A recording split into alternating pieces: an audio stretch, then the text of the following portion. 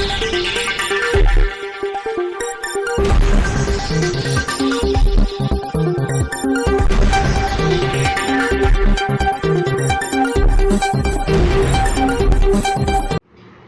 દર્શક મિત્રો, આપ જોઈ રહ્યા છો શ્રી સમાચાર। ભરૂચમાં પીયુસી માટે ઓનલાઈન સર્વર બંધ રહેતા વાહન ચાલકોને ભારે હાલાકીનો સામનો કરવાની સાથે બિનજરૂરી દંડ ભરવાની નોબત આવતા વાહન ચાલકોમાં ભારે રોષ વ્યાપી જવા પામ્યો છે।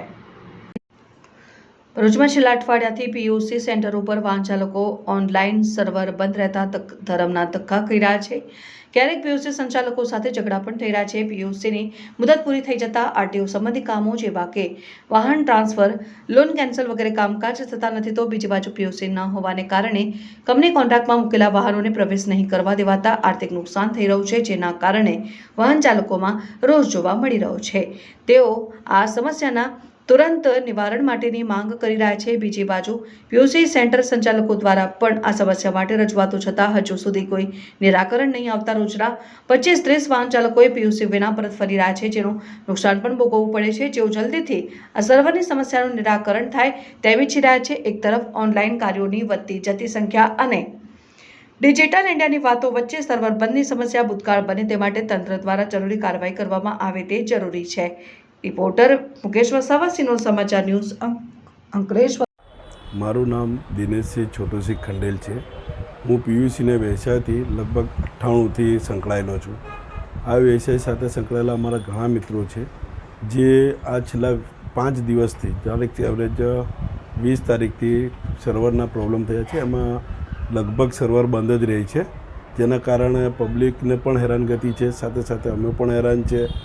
અને ડિપાર્ટમેન્ટને જે કામ કરે છે તે ઘણું જ સારું કરે છે, જે ટ્રાફિક ડ્રાઈવ ચલાવે છે, પીયુસી ચેકિંગ કરે છે, પર્યાવરણ માટે અને લોકો માટે બહુ જ સારી વસ્તુ છે। આ જે સર્વર બંધ છે એના માટે ખરેખર અમને એવું દુઃખ થાય છે કે આ ચાલુ થવું જોઈએ, જેથી પર્યાવરણ કંટ્રોલ થાય। સાથે સાથે મારા અંગત જે પીયુસી સેન્ટર ચલાવવાવાળા છે એ લોકોને પણ મારી ખાસ વિનંતી છે કે જે સરકારે તમને અભિગમ આપ્યો છે એ પ્રમાણે કામ કરો। તમે જે ખોટી રીતે કામ કરો છો તે પણ બંધ કરો, જેથી કારણે આપણે કોઈને કમ્પ્લેન કરવી હોય તો આપણે દિલ ખોલીને કરી શકીએ। આપણી અંદર પણ જે તકલીફો છે તે તમે બધી દૂર કરો અને સારી રીતે કામ કરો, એવી અમારી બધાની પાસે અપેક્ષા છે। રોજના કેટલા ગ્રાહકો પાછા જતા હશે? એવરેજ એક સેન્ટર પર, મારા પોતાના સેન્ટર પરથી 25થી 30 ગ્રાહકો પાછા જાય છે। તમારી શું માંગ છે સરકાર? અમારી માંગ એવું છે કે આ જે વર્ક છે તે કમ્પ્લીટ ચાલવું જોઈએ અને સર્વર કમ્પ્લીટ ચાલે, જેથી કરીને જે સરકારનો અભિગમ છે સરકારશ્રીનો એ પોતે સારી રીતે વ્યવસ્થિત ચાલે, એવી અમારી પોતાની અપેક્ષા છે। હા, હું પ્રકાશ પટેલ બોલું। આ પીયુસીનું સર્વર છેલ્લા અઠવાડિયાથી ડાઉન આવે છે। રોજ પીયુસી માટે ધક્કા ખાઈએ છીએ। આવું પીયુસી ના નીકળે એની જવાબદારી કોઈ સરકારની જવાબદારી કે પીયુસીવાળાની જવાબદારી કે પછી અમારે દંડ ભરવાનો આના માટે? આમાં તમારા લોકોએ જલ્દીમાં જલ્દી વ્યવસ્થા કરવી જોઈએ। જે બી સર્વરના પ્રોબ્લેમ છે તમારો સોર્ટ આઉટ કરવા જોઈએ।